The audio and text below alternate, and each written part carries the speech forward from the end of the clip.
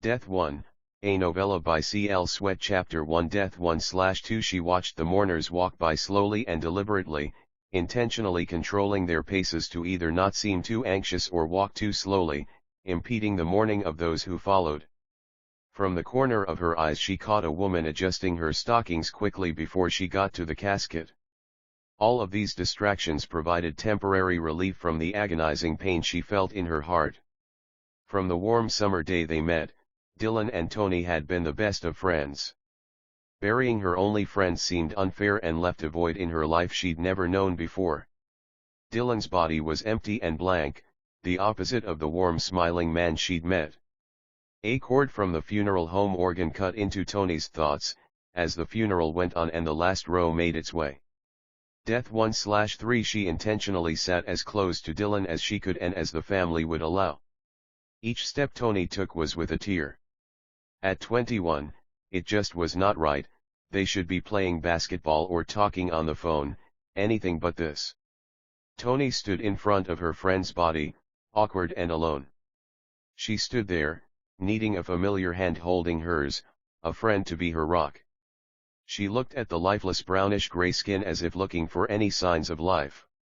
Toni's eyes were looking at a body but her mind was seeing a memory. His lips were reminders of a laugh, his nose broken from an accident, his eyes warm and caring. Oblivious to time, Toni did not hear the funeral director ask her if she was okay. She was looking at his hair, the neatly braided rose she had done the night before. Dylan would never let anyone but Toni braid his hair. Death 1/4 The hand of the funeral director slid away from Toni's upper arm, as she headed off to conclude the services. This was not how their story was supposed to end.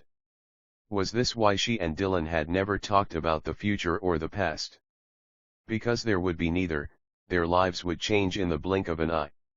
After the funeral, Toni went home and sat on her couch. Needing someone to call for comfort and reassurance, Toni picked up the phone and dialed her mother, reluctant to speak of death. A recent doctor's visit revealed that her mom Charlene was dying from stage 3 breast cancer. It was an unexpected revelation from such a religious, faith-filled woman. Toni did her best to accommodate her mother's condition, and as a 21-year-old finding her way, was not coping well. After a brief conversation with Charlene, Toni sadly ended the phone call and retreated to Death 1/5 The sofa, still warm and inviting. Charlene, having just completed chemotherapy the day before, was incoherent and barely able to hold the phone. The loss of her friend and the loss of the strong, resilient mother she once knew were too much for Toni to bear. Charlene had been reduced by her cancer to 1/3 of her size and none of her strength. Charlene had lost all of her beautiful coal-black curly hair in clumps one Sunday afternoon. While Toni sat and reflected over the last 6 months, she felt a growing desperation to get up and get out. Hailing a taxi to the city or just taking the trash out would suffice.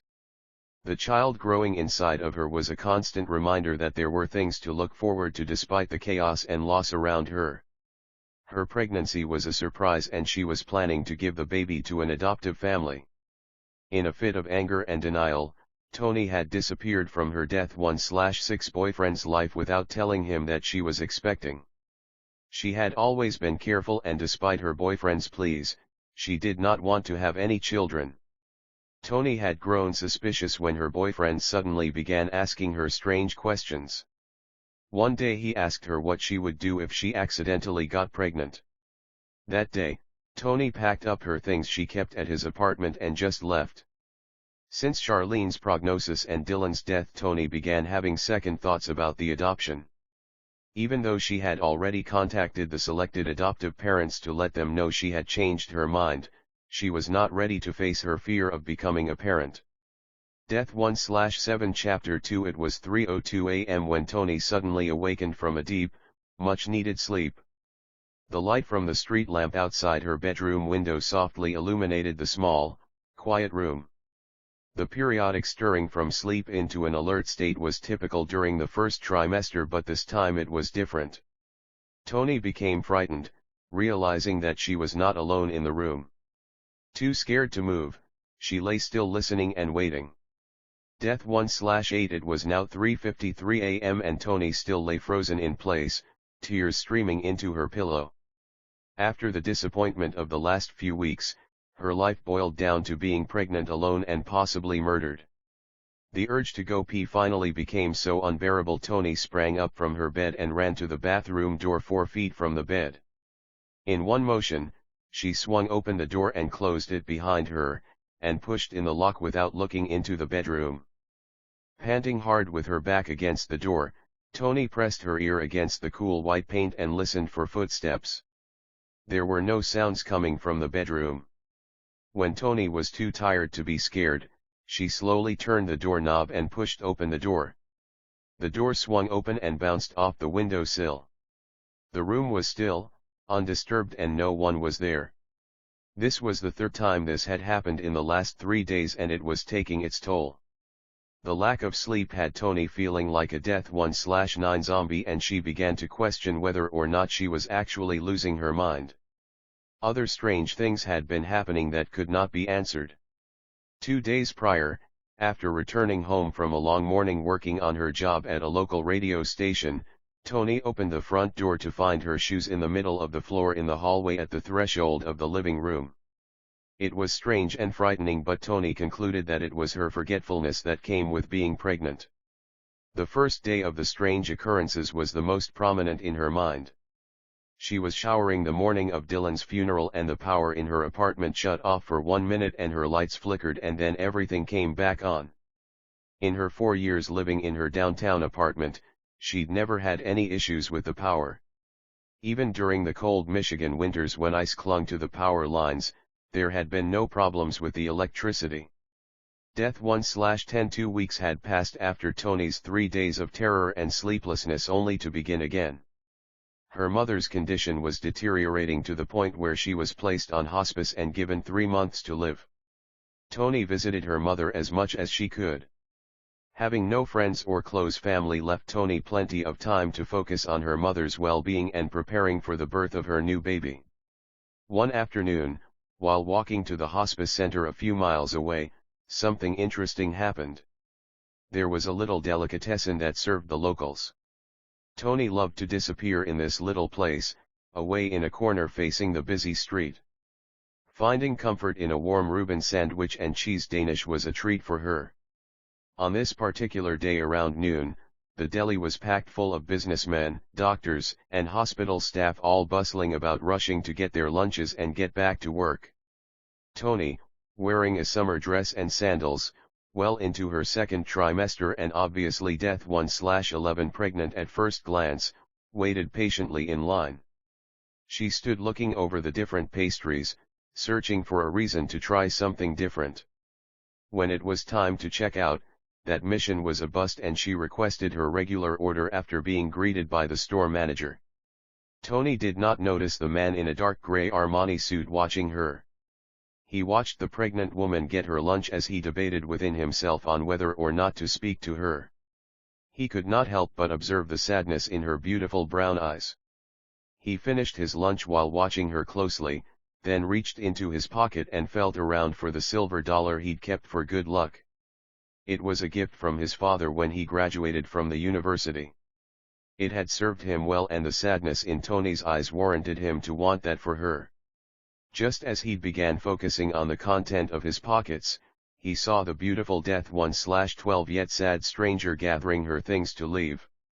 He stopped her and said, "Excuse me, miss." Toni looked up, startled by the handsome stranger standing in front of her. She felt less threatened as she looked into his kind eyes and at his salt and pepper hair. He placed in her palm the silver dollar and told her to put it into her baby's piggy bank. A confused and grateful Toni told the gentleman thank you, and as soon as he'd appeared in front of her, he'd blended into the crowd of new patrons entering the deli. Toni hastily left the deli and began heading toward her mother's hospice. The hospice staff greeted Toni as she signed in and began the long trek to Charlene's room. Tired from her 2-mile walk, Toni shuffled along the hospice corridor, observing Death 1/13, the bingo game going on in the cafeteria, the freshly potted flowers on a console table in the hall. Toni knew Charlene was not playing bingo. Charlene's room was on the first floor at the end of the east wing near an emergency exit. Charlene's sisters had taken the time to paint her room a rose petal pink to make it more comfortable. Toni entered her mother's dimly lit room as the hospice nurse was leaving. They exchanged solemn glances as a little bit of hope drained from both of their eyes. Toni took her seat by the hospital bed while Charlene quietly slept. She was careful not to wake the woman in front of her who loved and nurtured Toni until their roles were switched. Toni reflected on the last year, giving Charlene shots after chemotherapy, the nausea and the vomiting, the late-night cries.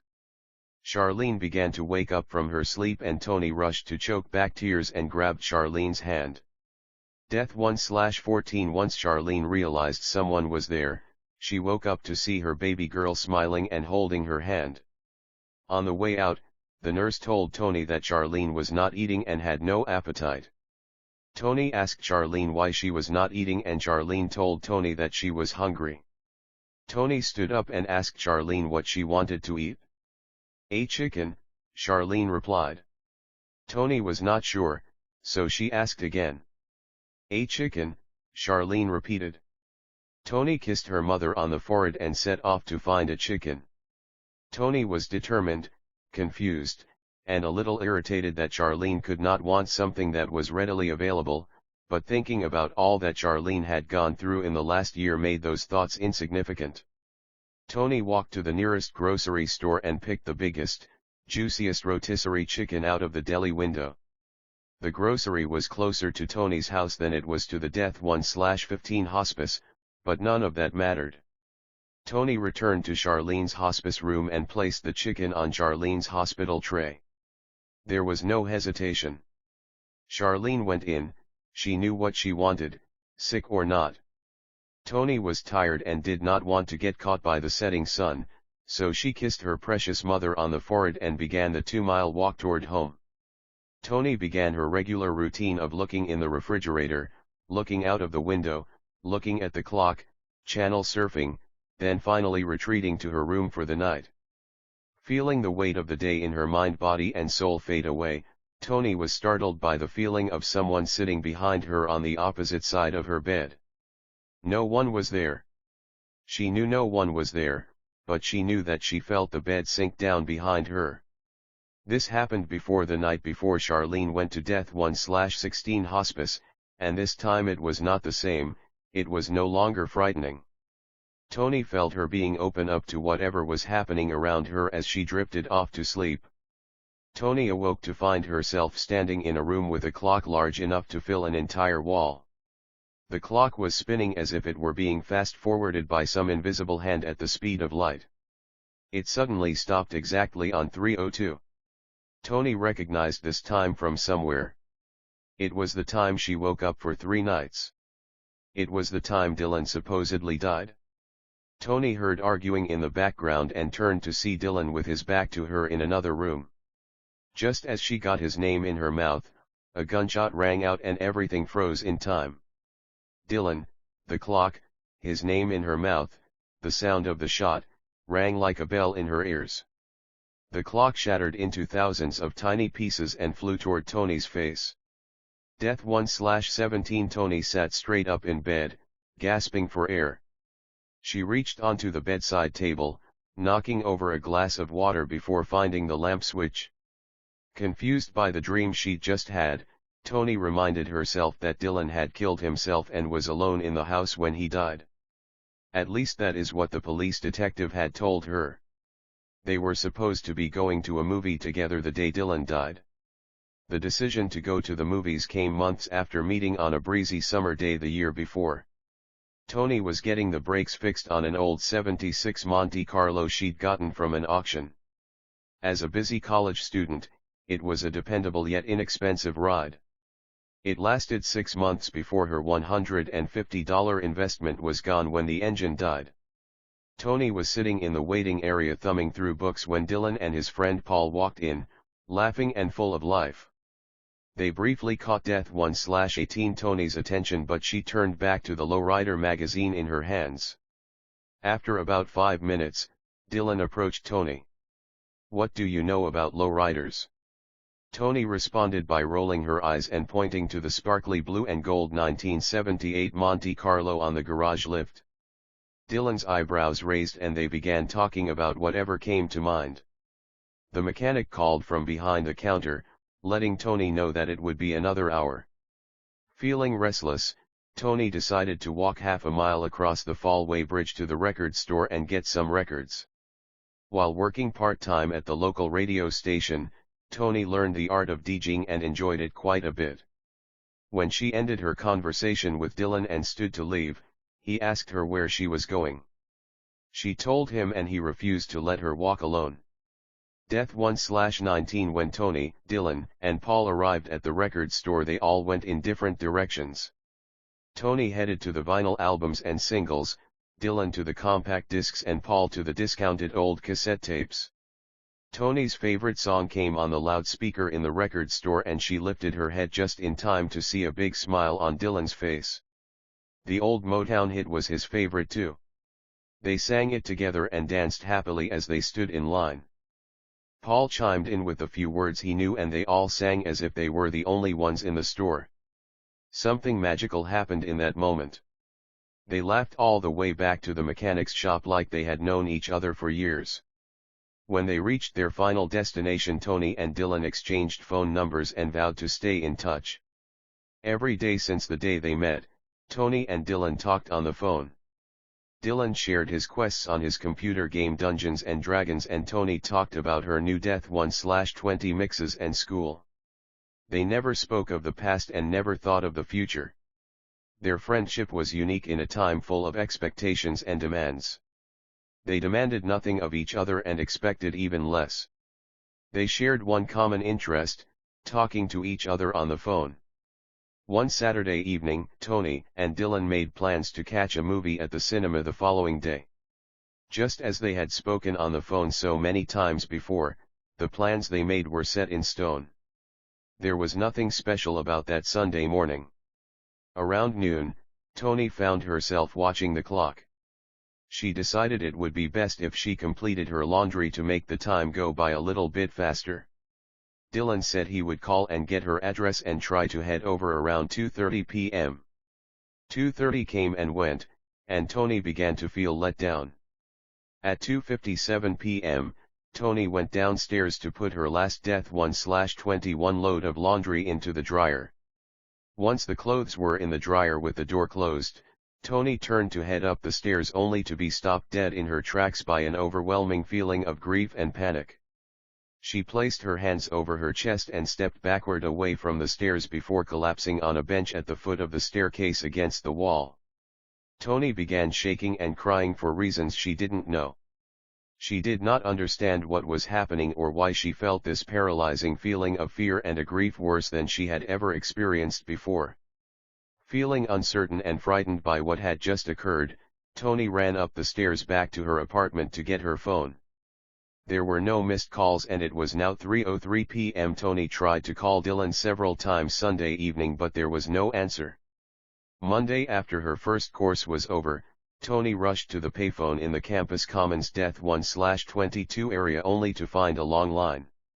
Her next class was starting soon and she didn't have time to wait. Instead, she rushed back to the open payphone during lunchtime. Fumbling to place the change into the slots, Toni dialed Dylan's number for the first time on Monday. A woman answered the phone. Toni recognized the voice as Dylan's sister Tanya. After asking for Dylan, there was a long pause. Tanya told Toni that Dylan was gone, he was in heaven. After offering condolences, Toni hung up the phone in shock. Later that evening, Tanya called Toni and explained that Dylan had committed suicide Sunday afternoon. Toni immediately replayed the scene that took place in the basement of her building while doing laundry. Could she have really experienced some sort of supernatural occurrence at the time of Dylan's death? Heartbroken and confused, she could not believe that her friend was dead. Death 1/23 We had plans, Toni thought to herself. It just did not make sense and she had to get to the bottom of it. For several days, Toni contacted the police department to find the detective overseeing the death investigation.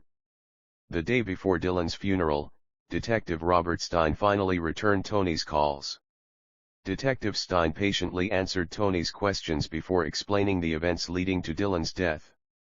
According to Detective Stein's account, Dylan and Paul were preparing to leave when Dylan stated that he had forgotten something and went back into the house.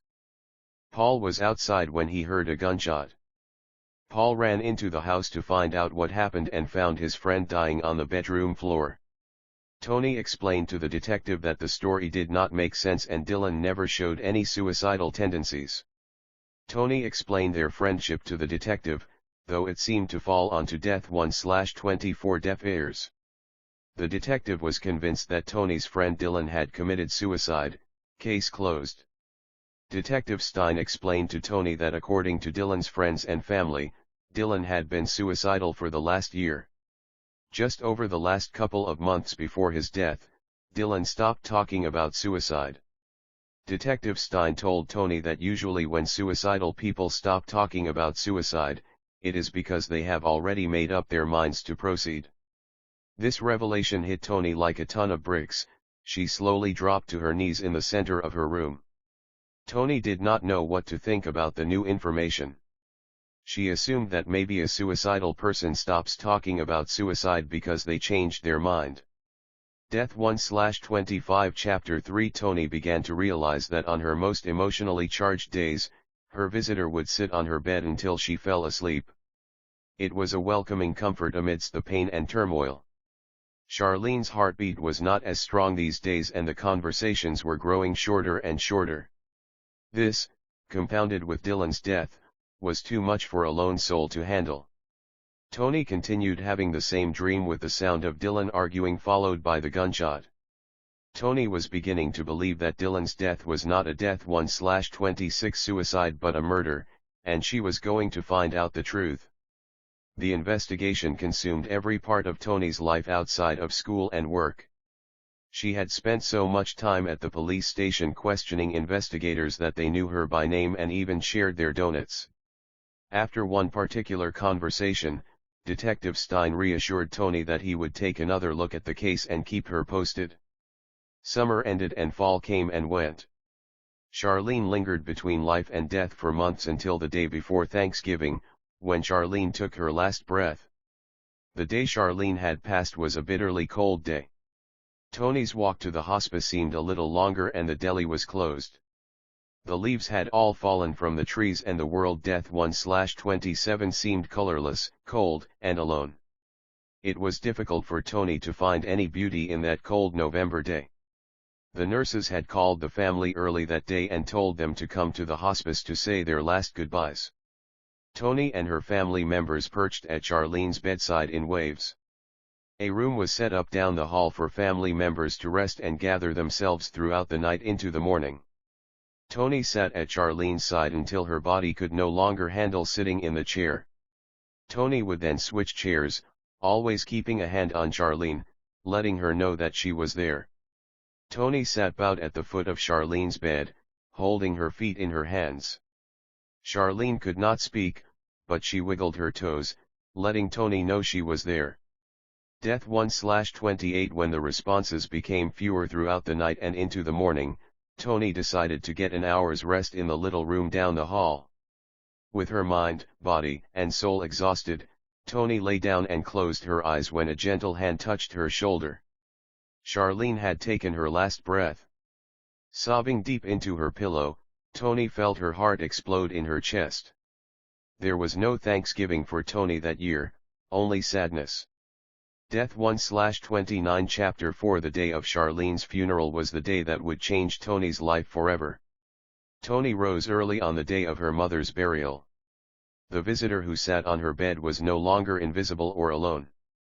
There sat Dylan and Charlene at the foot of Toni's bed.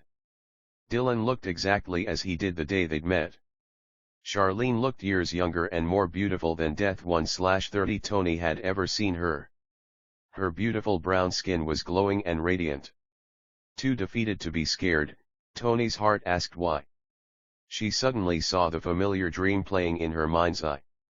Paul's face was the stranger arguing with Dylan before his death.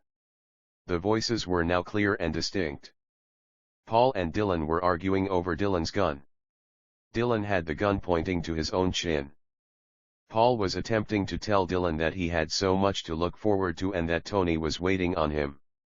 Dylan told Paul that he knew, but he had already ruined it. Paul asked Dylan why and he replied, "I never told Toni that I have children.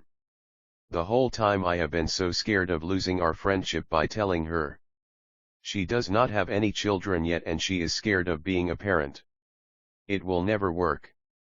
Dylan pulled the trigger and a shot rang out. Toni gasped for air. Dylan's body fell to the floor. Paul, in shock and scared that he would be blamed, told the police Death 1/31 that Dylan returned to the house after they had left and shot himself.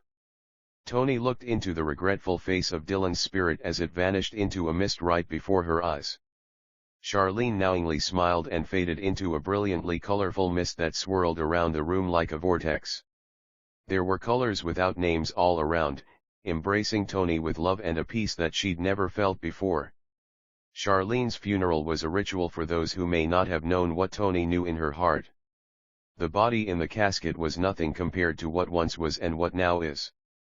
It was a mere shell, a reminder of an existence extended,